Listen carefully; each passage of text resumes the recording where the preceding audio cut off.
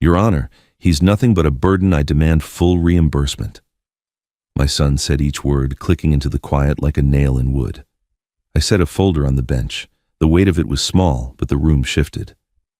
Judge Martha Klein stopped mid-note pen hovering. Richard Boone Daniels' lawyer with the loud tie and louder mouth sprang up. Objection, Your Honor. The sound rang off the paneled walls. Daniels' face drained a shade the way headlights bleach color out of a deer at night. I heard the bailiff clear his throat, the soft clink of the clerk's bracelet, the distant hum of the courthouse vents. Somewhere down the hall, a copier snapped. In my pocket, my heart thumped steady as a press-stamping steel. I had not come here to be pitied. I had come to be heard. 2 weeks earlier, at my kitchen table in North Toledo, the mail arrived in a rubber-banded bundle. I slid off the band and found a clean white envelope with a county seal, Lucas County Probate Court. The paper smelled of toner and the faint sweetness of glue. I opened it and read the words twice, then once more out loud to the empty house petition for reimbursement of caregiving expenses and a motion for temporary restrictions granted ex parte. My retirement account was frozen for 72 hours pending hearing. I laughed the way a man laughs when a jack slips and a car settles on the stand with a groan, half relief, half fear at what could have been. The laugh rattled around my chest and died. A burden, I said, to no one. I poured a cup of coffee from the old Mr. Coffee Black in a chipped mud hen's mug and stared out at my maple tree. The tree had survived an ice storm in '02 and a lightning strike in '15. I figured I could weather this. The bank manager confirmed it with the apologetic tone they must teach in a back room. Mr. Whitaker, there's a court order. We can't release funds until the hearing. I'm sorry, sir. Her voice turned formal on sir, like she was sliding a pane of glass between us. I thought about the heating bill, the copay for my next checkup, the little pledge I'd made to the church roof fund. The world was suddenly full of prices. My neighbor Evelyn Carter knocked to return a borrowed ladder and found me with a letter on the table. Oh, Harold, she said, her face folding in sympathy. What's Daniel thinking? I shrugged. Maybe he's keeping receipts on love. She laughed, then saw I wasn't joking. You call somebody, she said, practical as ever. Don't you go into that courthouse alone. I called a number my buddy Tom Jenkins had given me years ago back when his brother had a probate mess. The receptionist put me through to an attorney named Linda Morales. She spoke with the clipped care of someone used to translating fear into tasks. Mr. Whitaker, can you be here at 3:30?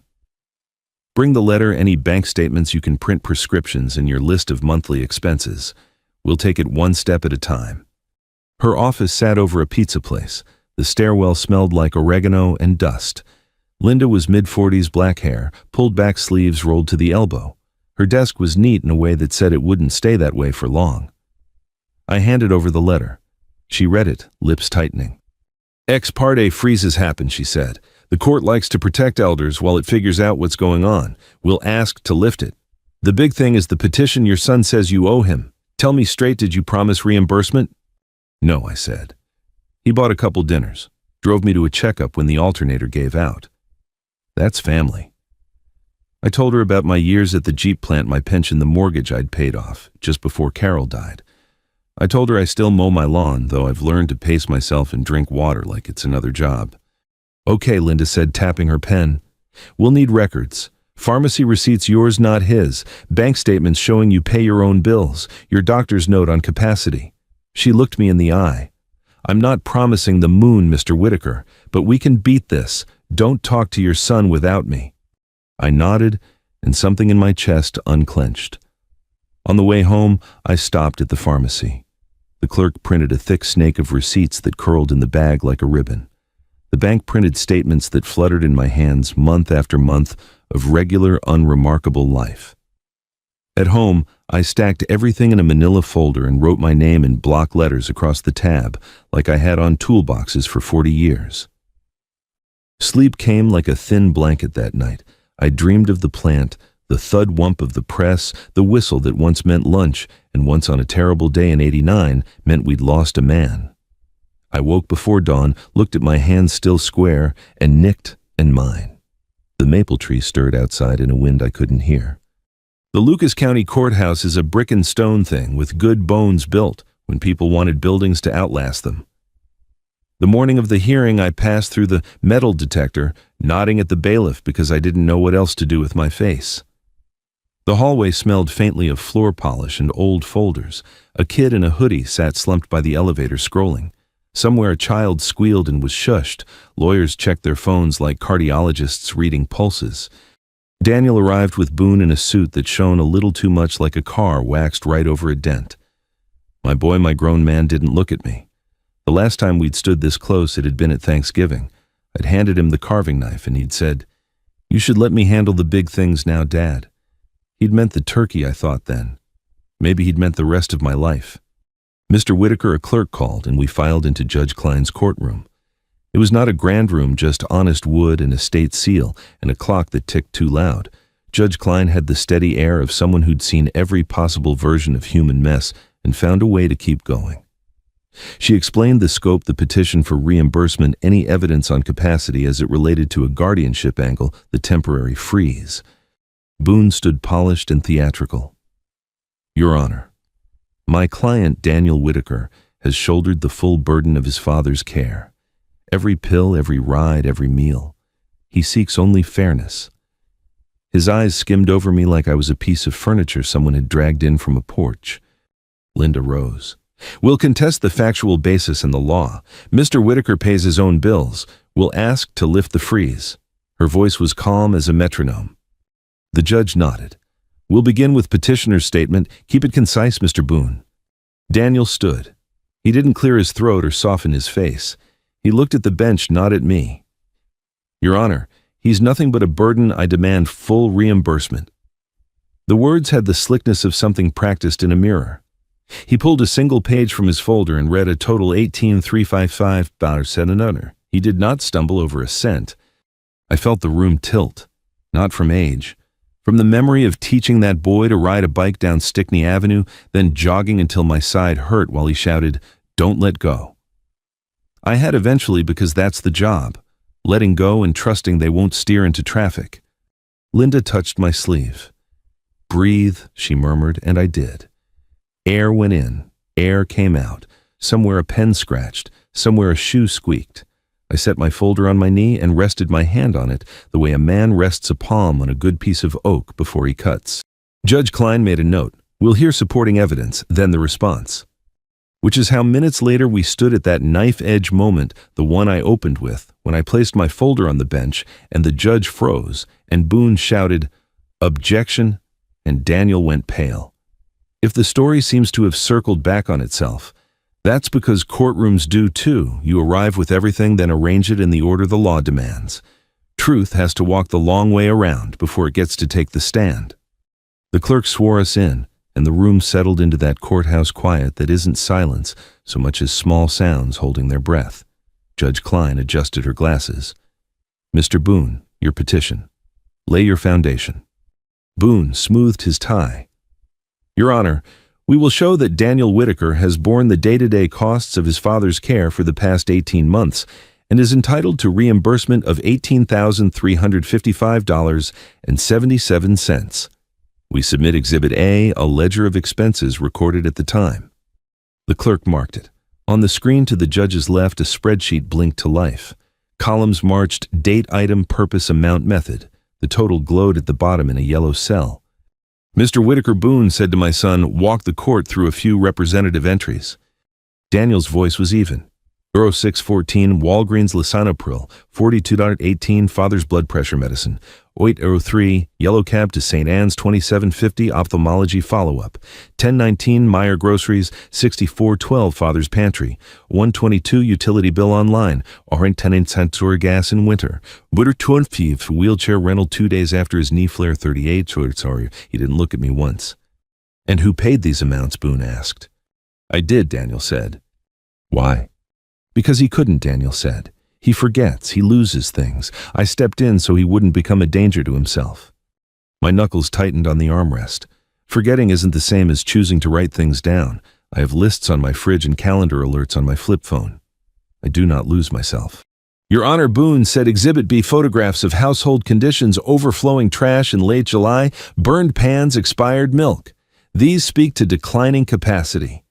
Objection, Linda said. Lack of foundation as to date and photographer. Rule 403, unfair prejudice. Timestamps, Judge Klein asked. Boone hesitated. The phone embeds data, Judge. Sustained as to foundation, she said. Lay it or move on. Boone recovered. Exhibit C, affidavit from neighbor Ms. Fuller that she found Mr. Whitaker confused about trash day and once saw him standing in his yard after midnight in winter. Objection, Linda said. Hearsay within hearsay. We request the witness appear for cross. Overruled for now, the judge said, subject to cross later. Boone turned to my son. Mr. Whitaker, how has this burden affected you? I have 2 kids. I work overtime when I can get it. I bring Dad to appointments, keep his fridge stocked, cover what he misses. I did it because no one else would. But I'm not a bank. I could see the vein in his neck, the same one that pulsed when he was 2 and insisted on tying his own shoes. I had wanted him to be self-reliant. I hadn't meant for him to turn careful into cold. Linda stood. Your Honor, we'd like the witness to specify what were necessities versus gifts. Groceries labeled pantry were those for his father's diet or general convenience when petitioner visited gas bill, whose account wheelchair rental physician recommendation. Objection, argumentative, Boone snapped. Overruled, Judge Klein said. Groceries were for my dad, Daniel said. The gas bill was his account. I used my card. The wheelchair, he said, his knee hurt after mowing and I didn't want him to fall. Linda wrote something slow and neat. Thank you. Boone tried to push a guardianship shadow. Your Honor, while reimbursement is the motion, the evidence will show decline. We ask the court to consider appointing a temporary guardian of the estate. Objection, Linda said. No petition before the court. I'm not hearing guardianship today, Judge Klein said. Stick to the claim. Boone swallowed the detour. Exhibit D, texts from Mr. Whitaker to my client. Can you spot me 50 until the end of the month? Forgot the due date. Can you handle the bill and I'll settle up? These are patterns. Full threads, not screenshots, Linda said. Context matters. Exchange, the judge directed. I'll take them provisionally. The clerk's bracelet chimed as she applied stickers. Something ordinary in that sound calmed me, like the rhythm of a drill press hitting the same mark. Work you can trust. Boone called his first witness. Ms. Fuller took the stand with her purse held like armor. She swore and perched and folded her hands. Ms. Fuller, Boone asked, do you know Mr. Harold Whitaker? 22 years, she said. Have you observed behavior that concerned you? Once trash out on Monday instead of Tuesday. Raccoons made a mess, and I saw him by his maple after 10 p.m. in January without a hat. Thank you, Boone said, as if she'd described a house fire. Linda rose. No questions at this time. We'll reserve cross. Boone's second witness was a buddy from the plant, a man named Rick, with grease under his nails and a going-nowhere tie. He testified to Daniel's long shifts and how it ain't right to float your dad all the time. I wanted to ask whether he knew how many years I had floated. Daniel Sneakers Brace's first used car, the apartment deposit, when he was 23. Your Honor, Boone concluded ledger photos neighbor concerns, and the text messages show a son filling gaps for a father in decline to the tune of $18,355.77. He asks only fairness. I could feel the room lean his way by a degree.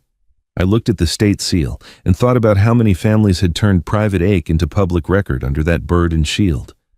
Judge Klein turned to Linda. Response. We will show, Linda said, standing, that Mr. Whitaker pays his own bills, that many items on Exhibit A were conveniences or gifts, and that the petitioner has already been compensated for caregiving. We will also address capacity. For now, we ask to lift the temporary freeze so Mr. Whitaker can meet ordinary expenses. Not yet, the judge said. I'll hear your evidence. We waited while the clerk reset the laptop, while Boone shuffled papers with movements too sharp, while Ms. Fuller adjusted her purse strap like a medal she had earned. I thought of my maple tree of roots that don't show until a storm pulls at them. I was tired in a way sleep doesn't fix, but I was not done. Linda tapped the folder on our table, the one with my name inked in block letters. One step at a time, she murmured. My heart answered in its old rhythm, steady, steady, steady, the day's work ahead. Linda rose like a woman about to fix a crooked picture. Cross, Your Honor. Judge Klein nodded. Ms. Fuller stayed on the stand, purse on her lap, knuckles white on the strap. Ms. Fuller, Linda began polite as church coffee. You said you've known Mr. Whitaker 22 years. That's right. You don't live next door to him, do you? Across the street, she said, one house over. So you can't see inside his kitchen from your porch? Well, no. You testified about trash on the wrong day. Yes. How often has Mr. Whitaker put the trash out on the wrong day in 22 years? Ms. Fuller blinked, once. Just the one time. She frowned, maybe twice. Linda smiled slightly. We'll call it 2. You also testified you saw him outside in January without a hat. Yes, it was late. What time? After 10. And you checked the temperature that night? No. Did you see him stagger? Was he barefoot? Did he know where he was? No, he was standing by the maple. Did you speak to him? I called, he waved. He went inside. So of the 2 incidents in 22 years, a trash mix-up and a man standing by his tree for a minute. Fair. Boone was up, objection minimizing. Sustained as to tone, the judge said without looking up. Ask your question, Ms. Morales. Linda nodded. Ms. Fuller, do you know where Mr. Whitaker keeps his bills? I wouldn't know. Do you know if he uses a calendar or reminders? No. Have you ever watched him pay a bill? No. Have you ever taken him to a doctor's appointment? No. Thank you. No further questions. Ms. Fuller left the stand, hugging her purse to her ribs as if the room might steal it. Boone called Rick, the plant buddy, back up. Mr. Perry, Linda said on cross, you're Daniel's friend from the plant. He shrugged. We clock some of the same shifts. You don't socialize with Mr. Whitaker? No. You said it ain't right to float your dad all the time. Yep. Do you know Mr. Whitaker's monthly income? No. Do you know his mortgage status? No. Have you ever seen his bank statements? No. Have you seen him ask Daniel for money? No. Do you know whether Daniel has ever borrowed from his father? Rick shifted. Not my business. Linda leaned in just enough. But you were willing to tell this court what's right and what isn't based on what Daniel told you. Boone stood, objection argumentative. Overruled, the judge said mildly. Rick's jaw worked. He said he was covering for his dad. That's what I know. No further questions, Linda said. Boone sat with a little thump like a drawer pushed in too hard. I felt the tiniest shift in the room. Not a wave, just a ripple you'd miss if you weren't looking for it. Linda stood again. Your Honor, we call Daniel Whitaker. Boone half rose. Objection, what relevance? It's his ledger, Linda said. We'd like to understand how it was kept. Overruled, Judge Klein said. Mr. Whitaker, take the stand. My son walked to the witness chair like it belonged to him, put his hand on the Bible, swore in. He avoided my eyes the way a man avoids a mirror he doesn't like. Mr. Whitaker. Linda began the ledger in Exhibit A. Did you create it at the time of each expense? I did, he said. Can you describe your process? I kept notes in my phone. I'd enter them into a spreadsheet at home. Date item amount. Who taught you bookkeeping? I don't need a class to keep track of my money. Of course, Linda said. The Lisan April 4218, how was that paid? My card. Was your father present? Yes. Did he offer to reimburse you? Daniel paused. He said he'd settle up later. Do you have any entries where he reimbursed you? No, Daniel said. He doesn't. Utility bill 118 Awerga, whose account? His. Were you an authorized user on that account? No. So you used your card to make a payment on an account that isn't yours. I was helping, he snapped. Of course, groceries $64.12. What did you buy? Staples, bread, milk, egg, soup. Receipt shows a 12-pack of Miller High Life, Linda said, lifting a page, and 2 pints of Rocky Road. Are those staples in your father's low-sodium diet, Mr. Whitaker? Boone objection assumes facts, not in evidence. Linda, the receipt is in evidence, Your Honor. Judge overruled. Answer the question. Daniel's ears flushed. I grabbed a few things from my place while I was there. It's still money I spent. On yourself, Linda said, her voice flat as a level. Wheelchair rental $38, 2 days after a knee flare. Did a physician order that? He said his knee hurt. So no doctor? He's stubborn, Daniel said. He won't go unless I push him. Linda stood there a moment, letting the air settle. Mr. Whitaker, have you ever received payment for caregiving? No. Not cash, not transfers. No. Linda lifted a single paper. What about on the 15th of each month for the last year and a half, $300 from account ending 4421? Boone was on his feet. Objection beyond the scope and not disclosed. Counsel will have a chance to examine Judge Klein, said calmly. Answer the question, Mr. Whitaker. Daniel's mouth opened and closed, that was for gas and time. So you were paid, Linda said, but you didn't include those payments in your ledger. He looked at Boone. I didn't think of it like that. I understand. Her tone softened by half a degree. People keep different kinds of lists. Some lists are for what we give, some are for what we get. Boone muttered, move to strike. Overruled, the judge said, eyes on Daniel. Answer the questions asked. Linda moved on. Let's talk about those texts you provided. Spot me 50 until the end of the month. The date is the 26th. What happened on the 29th? I don't remember. Bank statement shows a withdrawal from your father's account at 7:18 p.m. at the ATM on Lagrange in Sylvania. Did you make that withdrawal? No. Photo from that ATM shows your face. Boone slammed his hand on the table. Objection. If counsel has photos, they should be marked, not dramatized. We'll mark them in due course, Linda said, eyes still on Daniel. Did you make the withdrawal? He stared at a point over my shoulder. Yes. Did you repay your father? Silence stretched. Somewhere the air vent clicked. No, he said. It fell into the room like a socket dropping into a metal tray. No further questions at this time, Linda said, stepping back as if from a completed cut. Boone launched into redirect bright with indignation. You took money to buy groceries, yes, to care for your father. I took money, Daniel said, and I watched the judge hear the period at the end of that sentence. Because he forgot to pay his bills, Boone insisted. I paid some bills, Daniel said, quieter than before. And some were for me. Boone's smile didn't know whether to exist. No further questions, he said in a voice that did not belong in his own mouth. Linda called me. My knees did what old knees do when asked to stand up in public, complained quietly, and did as they were told. I took the oath. The Bible felt the way wood feels solid familiar. I sat. Mr. Whitaker. Linda said, how do you pay your bills? Checkbook and online when I can figure it, I said. I keep a list. I call the bank if I'm unsure. I bring my statements to the kitchen on the first Saturday. Do you drink? Coffee, I said, and a beer at the Mud Hens game when Tom buys it. Do you keep beer at home? No, I said. My doctor told me pickles and beer aren't friends with my blood pressure. A couple of people chuckled. The judge didn't, but the corner of her mouth thought about it.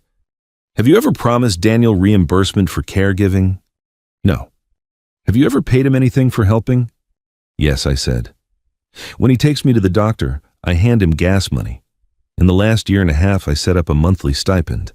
He said he had to miss shifts sometimes. I didn't want him shortchanging his kids. Do you keep records? I write the checks, I said. But he asked for transfers, said they were easier. I looked at my hands. I do my best with what I know. Boone came at me like a gust of winter. Mr. Whitaker, isn't it true you've forgotten trash day? Once or twice, I said. Mostly I put it out the night before and listened for the truck. Isn't it true you've burned pans? I've scorched a few, I said. You can sand a pan if you're patient. Boone riffled papers. Here, text. Can you handle the bill and I'll settle up? Sometimes he's quicker on the computer, I said. Fingers remember wrenches better than passwords. You forget things. I write them down, I said. I forget. Sure, I also remember a lot, like the sound a press makes right before a bearing goes. Saved a man's hand in '76 because of that sound. I looked at the judge. I know the difference between forgetting and failing. Boone frowned. No further questions. Linda touched my elbow as I stepped down, a courtesy someone must have taught her mother. She addressed the judge. Your Honor, we'll have documents and witnesses to corroborate. For today, we'd ask to mark for identification the monthly transfers counsel just referred to. Mark them, Judge Klein said. The clerk's bracelet chimed again. Little music inside the machine. Boone tried one last sidelong stab. Your Honor, we renew our request that the court consider Mr. Whitaker's declining capacity. The judge looked over the rims of her glasses. Counsel, you do not have a guardianship petition before me. Stick to your claim or file the proper motion. Yes, Your Honor, he said, swallowing a sourness you could smell. The morning had shifted by a notch. We weren't home free. We weren't even on lunch break. But the ledger didn't shine so bright anymore. Even Daniel looked different. Not smaller exactly, just more human, which is another word for complicated. We broke for 10 minutes. I stood in the hallway with my hand on the cool marble and watched a father tie his little boy's shoe. "Bunny ears," he said softly. The boy giggled. I remembered Daniel's shoelaces in my big hands, the way he'd yank his foot when I made the loop too slow. "I can do it," he'd say, stubborn and proud. He could. He did. He's still doing it, I thought, tying knots so tight he can't see what he's laced together. Back in the courtroom, Linda stacked our folder square with the edge of the table. Next, she said, not dramatic at all. We dripped the paper. Linda didn't grandstand. She squared the stack of manila folders the way a carpenter squares a board, then stepped to the lectern. "Defense exhibits, Your Honor. We'll go in sequence." Judge Klein gestured. "Proceed." "Exhibit 5, Linda said. Mr. Whitaker's bank statements for the last 18 months redacted for privacy. They show routine deposits, routine payments, and that the gas company bill cited in Exhibit A was on auto pay and posted 2 days before petitioner's card activity." We moved to admit. Boone was on his feet. Objection, lack of foundation, authenticity. "The statements came directly from the bank in response to a defense subpoena," Linda said. "Certification attached." The judge flipped, scanned. "Certification is in order. Exhibit 5 is admitted." On the monitor, the clerk pulled up a page. Gray lines, tidy columns, the hum of a life you only see when something goes wrong. A date, a check number, a utility name. Autopay, 2 days later, card payment, posted by Daniel for the same account. Linda traced the entries with a capped pen. "Mr. Whitaker, can you explain your process on utilities?" "Auto pay for gas," I said into the microphone. "The rest I write on the first Saturday." When the light bill drifted a week once I put it on the calendar. I learned to respect calendars about the time my knees started talking back. A chuckle fluttered through the gallery and settled. Linda nodded. "Your Honor, we submit that several items on Exhibit A are duplicate payments or conveniences that benefited petitioner." Boone's tie flashed as he shook his head. "Counsel is characterizing. Let the evidence speak." "It will," Linda said mildly. "Exhibit 6. She lifted a thinner folder. "Pharmacy receipts from Walgreens on Lagrange. They show Mr. Whitaker's lisinopril and other prescriptions paid by his Medicare Part D and by his debit card ending 4421. We also file a HIPAA authorization signed by Mr. Whitaker limiting this testimony to payment method only." Boone tried to catch it mid-air. "Objection, hearsay, privacy." "Not when the patient authorizes," Linda said, handing the judge the signed page. "And the receipt codes match the insurer and card numbers. We call Ms. Maya Singh Pharm D." The pharmacist wore a white coat that somehow didn't make her look more official than the way she stood. She swore in and sat. "Dr. Singh," Linda said, "do you recognize these receipts?" "Yes," she said. "They're our standard prints. The bin numbers and plans show Medicare Part D.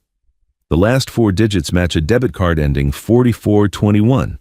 That is the card we have on file for Mr. Harold Whitaker, who paid for his lisinopril on June 14th. The plan paid most. Mr. Whitaker paid the copay with his card." "Was Daniel present to your knowledge?" "I don't recall him inside," she said, "but I remember Mr. Whitaker. He tells me the Tigers will be better next year. I'm not sure he's right." A few smiles. The judge's mouth flickered again. Boone leaned in like a cat near a bird bath. "Objection irrelevant. Sustained as to baseball," the judge said. "The rest stands." Linda kept the pace steady. "So to be clear, the blood pressure medication listed in Exhibit A as paid by Daniel was in fact paid with Mr. Whitaker's card." "Correct," Dr. Singh said. "Our system shows the transaction." "No further questions," Linda said. Boone rose. "Doctor, you can't see who stands at the counter every time. Isn't it possible someone else used Mr. Whitaker's card?" "Anything's possible," she said, not unkindly. "But we check ID on new cards and when something flags. I've rung Mr. Whitaker a long time. He comes in. He makes corny jokes. He counts his change." The judge nodded to the clerk. "Exhibit 6 and 6A are admitted." My fingers loosened. It wasn't a knockout, but it was the kind of body shot that takes air from a man who thinks he can't be hurt. "Exhibit 7, Linda said, and the room's temperature seemed to notice. Transaction logs and still photographs from Huntington's ATM at Lagrange and Sylvania produced under subpoena with Mr. Whitaker's written consent for release. She lifted another sheet. We also have a letter from the bank's custodian of records explaining the camera sync and retention. Boone shot up, objection, privacy, relevance, and surprise. Defense disclosed ATMs in our witness list, Linda said, and the account holder has consented. Judge Klein considered. I'll hear the witness and take the fight as it comes. Call your bank officer. The man in the gray suit had a haircut that said he didn't plan on being memorable. He swore and stated his name, Carl Newton, and title branch operations. Mr. Newton, Linda said, do these logs and images come from your systems? They do, he said. The log shows withdrawals from account ending 4421 at our Lagrange and Sylvania ATM on the 29th of the month at 7:18 p.m. and 7:19 p.m. The stills correspond to those withdrawals.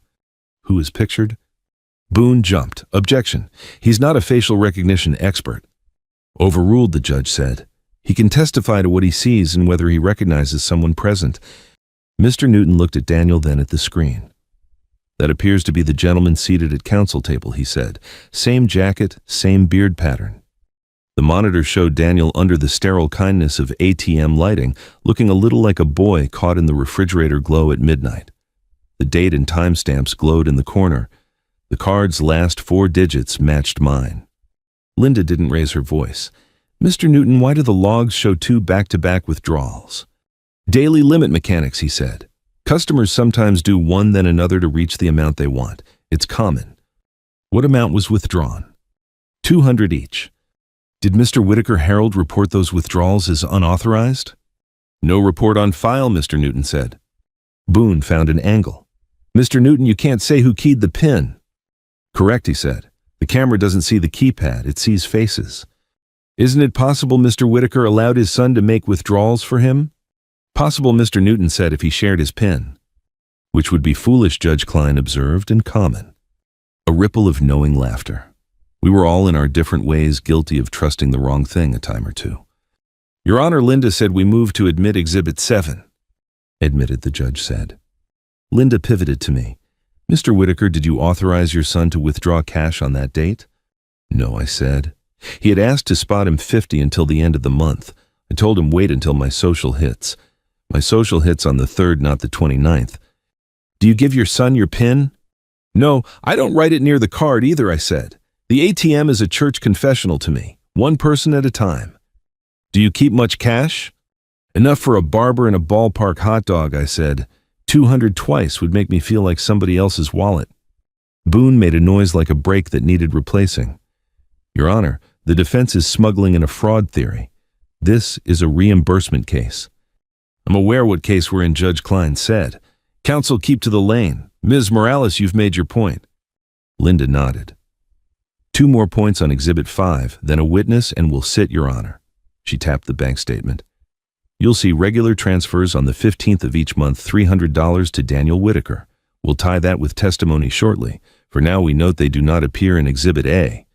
Boone's pen scribbled circles that weren't solving anything. Finally, Linda said we have an affidavit from Mr. Whitaker's doctor, noting that he remains capable of managing his affairs and lives independently. We'll call the doctor later. For today, we offer the affidavit to explain the pharmacy and banking practices we've seen. Objection, hearsay, Boone said. Overruled on a limited basis, the judge said. You'll bring the doctor. We will, Linda said, stacking the exhibits. No more paper at this time. The clerk breathed. Boone rubbed his temple the way men do when a plan has met a wall. Daniel stared at the table, jaw tight. I watched his thumbnail pick at a hangnail until it bled a dot he didn't notice. We took a short recess. In the hall, I leaned on the cool stone and felt the fatigue of being 60 and then 70 and then years that don't have numbers, just aches that come and go like weather. A woman in scrubs walked by with a man in work boots and handed him a sandwich he wouldn't have bought for himself. The world was still full of ordinary mercies. Back in, the judge adjusted the clock for drift. Counsel, she said, we're getting somewhere. Ms. Morales, call your next witness after the break. Mr. Boone, contain your objections to the rules. I won't referee a shouting match. Yes, Your Honor, Boone said, chastened but not changed. Linda slid the folder with my name back to me. I rested my palm on it again. Paper doesn't fight for you. People do. But sometimes the right paper lets a judge see the person who's been there all along. Linda's heels clicked twice on the wood and then went quiet like she'd decided sound wasn't going to do the work paper, and people would. Defense calls Dr. Anika Patel. A woman in a navy blazer stood from the second row. She moved with the calm of someone used to waiting rooms and bad news, and the kindness to make both sit down. The clerk swore her in. Dr. Patel, Linda began, please state your specialty and your relationship to Mr. Whitaker. I'm a board-certified neurologist with a subspecialty in cognitive disorders, she said. I practice at Mercy Health St. Vincent. Mr. Whitaker is my patient. I've seen him annually the last 3 years and twice in the last 12 months. Did you perform any standardized cognitive assessments? Yes, Montreal Cognitive Assessment MoCA scores of 27 out of 30 last spring and 26 last month, within normal range for his age. Explain that for the court. Normal aging includes slower recall for names and where you put your keys, she said, hands folded, voice like a level bubble. Capacity is different. It's understanding your bills, the consequences of choices, the value of money, who the players are. Mr. Whitaker is independent. He manages his bank account drives, safely schedules his own visits. He brought his own med list typed with dosages. I wish more patients did. Boone stood, shoulders already a little high. Doctor, you're saying he's perfect. I didn't say that. Dr. Patel said. He has bad knees and opinions about the Tigers. A few smiles chased through the gallery. Boone frowned. Is it possible he forgets to pay bills? Possible, she said. It's also possible I forget to water my fern. That's not a diagnosis. Dr. Boone tried again. Would you be comfortable with Mr. Whitaker handling a mortgage refinance? Dr. Patel looked at me as if I were a person whose answer mattered. If he wanted to and he asked questions when he didn't understand the terms, yes. Linda, any basis to recommend guardianship? None, Dr. Patel said. I recommended a pill organizer and walking sticks. He listened. Nothing further, Linda said. Judge Klein nodded, satisfied, in the small way judges show it an economy of approval. Doctor, you're excused. Linda checked her list. Defense calls Mrs. Evelyn Carter. Evelyn marched like the hallway had been a farm lane and she had eggs to fetch before the storm. She set her purse on the witness stand like it had been earning its keep all morning. Sworn in, she sat and looked straight at the judge, then at Daniel, as if daring him to sneeze wrong. Mrs. Carter, Linda said, how long have you known Mr. Whitaker? 31 years, she said. Our back fences are cousins. He's been borrowing my ladder since '99 and returning it every time, which is more than I can say for my brother-in-law. A tiny ripple of laughter took a seat in the back row. Have you observed how he manages his life? Linda asked. He pays bills at his table the first Saturday with his Mr. Coffee and that mud hens mug, she said. He put the church roof pledge on the fridge so he'd see it twice a day. He mows in straight lines like a man with manners. Boone rose. Objection, color commentary. Overruled, the judge said. We're painting a picture. Evelyn went on. I've seen Daniel take him to appointments. I've also seen Harold hand Daniel $20 for gas. At Thanksgiving 2 years ago, I watched Harold slip an envelope into Daniel's palm on my porch when Daniel said his alternator died. I mind my business, but the envelope said, for your car, kiddo. And Harold isn't the writing envelopes for himself type. Mrs. Carter, Linda said, have you ever had to help Mr. Whitaker with daily tasks? He brought me a pie last month he made with his own square hands, she said. I ate 2 slices and didn't die, so I'd say he's doing okay. Boone tried to pick at seams. You can't know his accounts. No, she said, but I know the look of a man unspooled. He's not that.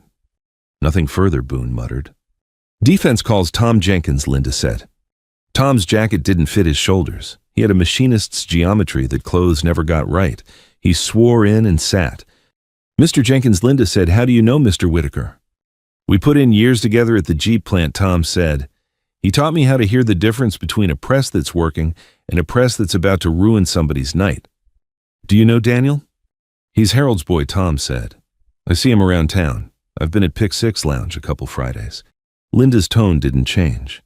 Mr. Jenkins, did Daniel ever talk to you about money from his father? Boone jumped. Objection, hearsay. Party opponent admission, Linda said, after 801D2. Overruled, Judge Klein said, like she'd been waiting for that one all morning. Answer if you can.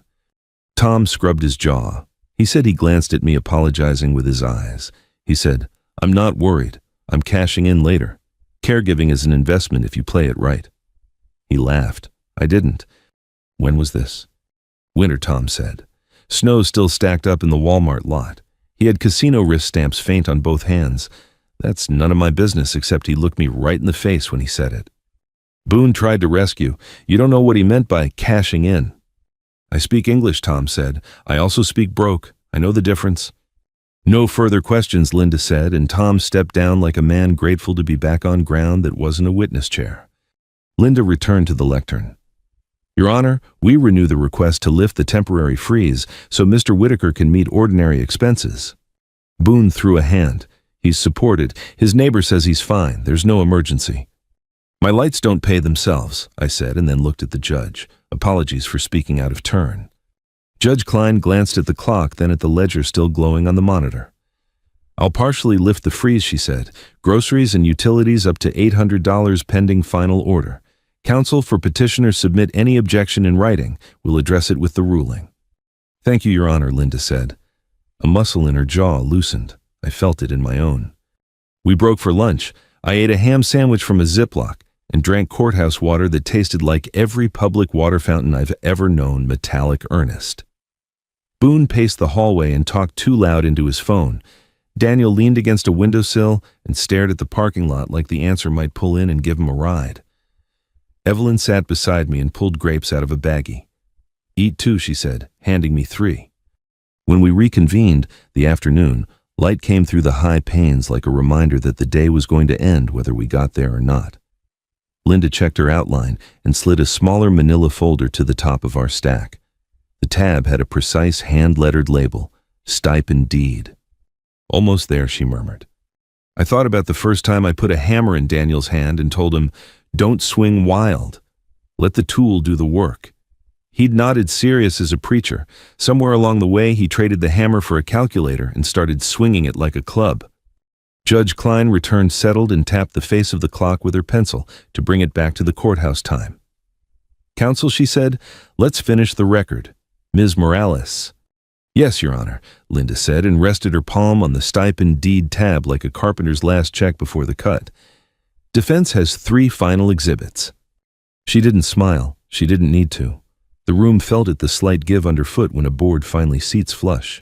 Linda rested her hand on the thin folder like a carpenter feeling the grain.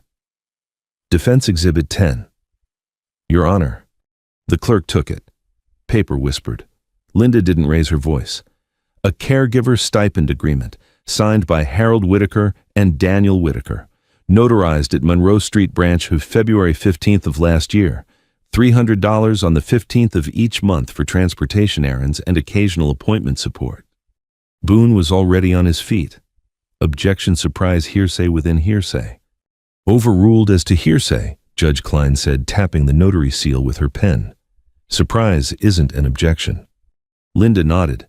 Defense Exhibit 11 bank ledgers from both accounts. Mr. Whitaker's transfers on the 15th, corresponding credits to Mr. Whitaker Jr.'s account ending 93-2, 18 months, 18 payments. The screen lit with 2 columns side by side like identical fence rails. 15th, 15th, 15th, $300, $300, $300.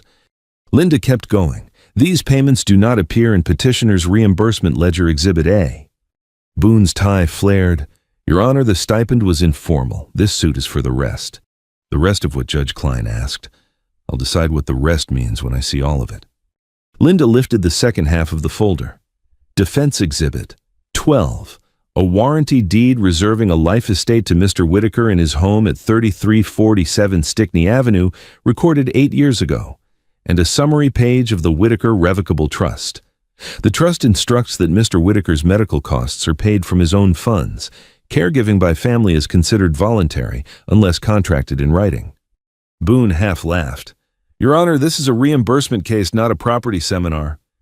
Its context, Linda said. Petitioner has put declining capacity and eviction-adjacent facts into the record. The deed and trust show Mr. Whitaker's planning and the lack of any obligation to pay relatives beyond the stipend. No guardianship basis exists. Judge Klein turned the deed to the light. The notary seal winked like a dime in a driveway. Admitted, she said. Go on. I felt the first real exhale pass through the gallery the way a room relaxes when someone finally says what everyone knew but was afraid to name. Boone scribbled like ink could change wood into water. Linda slid a new set to the clerk. Defense Exhibit 13 intake logs from Hollywood Casino Toledo produced under subpoena. They reflect buy-ins by Daniel Whitaker on multiple dates. We've highlighted 5 that fall within 24 hours of the stipend deposits. Boone's chair screeched. Objection, relevance, character assassination. Overruled, the judge said. This goes to the use of funds paid for caregiving. On the screen, a simple table date amount player. The numbers weren't large by the world's cruel standards. They were large enough in a case about who bought groceries. Linda looked at Daniel not unkindly. Defense Exhibit 14, supplemental ATM stills from Huntington branches on Seeger Road, and Alexis dates corresponding to the buy-ins and to texts petitioner supplied. Mr. Newton is still here if the court prefers. Recall him briefly, the judge said. The bank officer returned patient as a meter. These are our stills, he said. They align with the log timestamps in card ending 44-2-1. Mr. Newton, Linda said, do you see any reports from Mr. Whitaker, Harold, contesting these transactions? No, he said. Thank you, Linda said. No further questions. Boone came up breathing hard. Mr. Newton, you can't prove where the cash went. Correct, he said. I can show the withdrawals and the dates. Step down, the judge said. She looked at Linda. Anything else before closing? One thing, Linda said. She turned to me. Mr. Whitaker, why did you set up a stipend? Because he's my boy, I said. Because gas costs money and time does too. Because I wanted to do right without making it a scorecard. I didn't know he was keeping one. I heard my voice in the speaker and didn't hate it. It sounded like a man who'd used the same toolbox for a long time and could find the wrench without looking. Linda faced the bench. Your Honor, the stipend was compensation. The pharmacy shows Mr. Whitaker pays his meds. The bank shows auto pay on utilities. The ATM and casino logs show the petitioner using Mr. Whitaker's funds and his stipend for gambling. The deed and trust show Mr. Whitaker's capacity in planning. This petition isn't about fairness. It's about converting a parent's care into a payday. Boone shot up. Closing, Your Honor. He didn't wait. A stipend is not a blanket. My client filled GAPS rides meals hours on hold with insurance. He earned the rest. And whatever times he used cash for himself, parents and children help each other. We're not trying a moral here. We try facts here, Judge Klein said, and the law. She removed her glasses. The room took that small, collective breath people take before a verdict and before a storm. You can hear the same breath in a plant before a press drops. On the petition of Daniel Whitaker for reimbursement, Judge Klein said the court finds as follows. Exhibit 10 establishes a caregiver stipend paid monthly to petitioner for 18 months. Exhibits 5 and 6 show Mr. Harold Whitaker pays his own medical copays and, in many instances, his own utilities. Exhibit 11 shows petitioner received the stipend and did not account for it in his ledger. Exhibit 7 and Exhibit 14 show petitioner made ATM withdrawals using Mr. Whitaker's card without contemporaneous reimbursement. Exhibit 13 shows casino buy-ins corresponding to stipend dates and withdrawals. Boone's mouth opened. Your Honor, if I may. You may sit, she said. He did. The petition, she continued, is denied with prejudice. Her gavel tapped once, not hard. It didn't need to be. Mr. Whitaker's account freeze is lifted effective immediately. Counsel will prepare an order. Further, given the evidence of potential financial exploitation, the clerk will forward Exhibits 10 through 14 to the Lucas County prosecutor for review. The words sat in the room like clean tools on a bench. They didn't fix everything. They were the right tools in the right order. Boone lurched back to his feet. Objection to referral. Overruled, she said. It's not an evidentiary ruling. It's an administrative act. Daniel stood suddenly taller and smaller at the same time. He blanched. The bailiff took a single step forward, boots quiet, authority loud. Additionally, the judge said Mr. Whitaker Harold is awarded reasonable attorney's fees and costs. Counsel will submit an affidavit. Linda didn't smile. Her pen merely found a fresh line on her pad and wrote like a woman adding a small shelf in a closet, necessary, practical, steady. Daniel's voice came out wrong in his own throat. It's not fair. I did things for him. Judge Klein looked at him like she looked at every human who'd ever forgotten that courts count not way. People do things for family. Family does things for people. If you want to be paid, you put it in writing and you count both ways. You had writing. You were paid. Boone tried again. Your Honor, at least prohibit press. This is a public proceeding, she said. You chose a public forum. We do not seal embarrassment. A low, unkind laugh rippled and died. The judge rapped once and the laugh obeyed. She turned to me. Mr. Whitaker, do you have anything to say before I close the record? I stood because the room asked me to. Only that I appreciate the court's time, I said, and that I'll be back at Huntington as soon as the clerk calls them. A few people smiled. Evelyn looked like she might stand and clap if she were a different kind of woman. Tom stared at the table so I wouldn't see his eyes. Judge Klein put her glasses back on and found the clock with them. We are adjourned. The gavel's last knock felt like the lid of a toolbox shutting for the day. Work done. Tools away. Boone sank. Daniel pressed his palms against the table as if pushing against something invisible that wouldn't move. The bailiff relaxed his shoulders. The clerk's bracelet chimed one last time, a tiny bell at the end of a small church service. Linda gathered our exhibits. You okay? She asked. I am, I said, surprised by how true it was. I don't feel 12 feet tall. I feel like myself. Good, she said. That's who won. We walked out under the high windows and the autumn light that had been waiting for us. In the hallway, a toddler patted his father's cheek and said, "Up." The man lifted him without making a speech about weight or fairness, just up, the way men do when they remember why their hands are strong. Evelyn squeezed my arm. Ham sandwich for dinner again. I might splurge on a meatloaf, I said. Daniel didn't come near me. He spoke low to Boone, who nodded like a man who had just learned where the floor was. The bailiff watched them with the lazy alertness of a man who could be quick if he needed to. Outside, the air was the kind that makes a man check his jacket zipper, even if he's not cold. I breathed it, counted to 4, and let it go. The maple on my street would be orange by now. I felt like I could look at it without counting what it had cost to keep it standing. Outside the courthouse, the fall light felt cleaner than anything inside. Linda set her briefcase on the hood of her Honda and checked the order again, like tightening lug nuts after the tire's back on. We'll courier a certified copy, she said, but the judge said effective immediately. You can walk into Huntington now. I plan to, I said. Evelyn linked her arm in mine. I'm driving. I'll sit in the lobby and pretend to read while I absolutely eavesdrop. New pin, text alerts, daily limit, Linda said. I can learn a new habit, I said. Across the plaza, Daniel stood under a sycamore while Boone talked in his ear. He didn't look at me. I didn't call his name. Some things crack when you touch them too soon. At the bank, the manager who had called me sir through glass shook my hand like we were neighbors. Mr. Whitaker, let's get you set. She turned the screen so I could follow new PIN daily limit text alerts, a hard note on the account, no cash withdrawals by anyone but the owner. It felt like putting real locks on a shed that had stood open because I trusted the weather. Anything else, she asked. 2 months of statements, I said.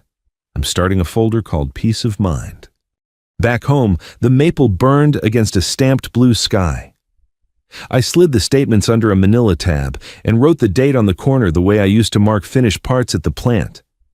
There's a way to end a job that tells the next person you cared. Clean edges, square corners, your name. Tom rolled up with root beer and that half-sorry, half-proud look men wear when they've told the truth in public. You all right, Whit? I am, I said. Not 10 feet tall, just level. We sat on the steps.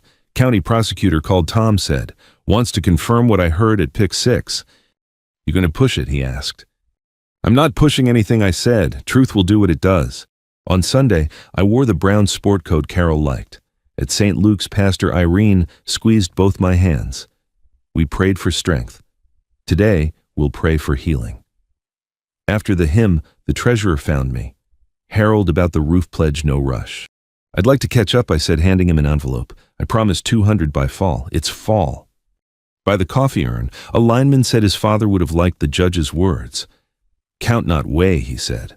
Another man said he'd shared a house with his son one winter and nearly killed each other by February. Boundaries are how love survives, he said. That afternoon, I took Linda's second list as seriously as the first executed a durable power of attorney with her colleague, updated the healthcare proxy, put copies in a fireproof box. I added a page Carol would have approved passwords, bank contacts where the wrench drawer is, and a note, if you're reading this, be kind. The phone rang while I labeled the box, Daniel said. The word traveled a long road to my ear. I'm here, I said. I didn't think... I was trying to make it fair. Fair as a scale, I said. You kept only one side of the ledger. Silence. A spoon clinked on his end. I set boundaries today, I said. New pin, alerts, a list in a box. I'm not punishing you. I'm protecting me. I know, he said, though. It sounded like a guess. I won't be your enemy, I said. But I won't be your bank. If you need help, ask for help, not reimbursement. He sniffed. The prosecutor. That's not mine to steer, I said. It isn't yours now. I took care of you, he said, testing the plank. You were paid, I said, not unkind. And you were loved.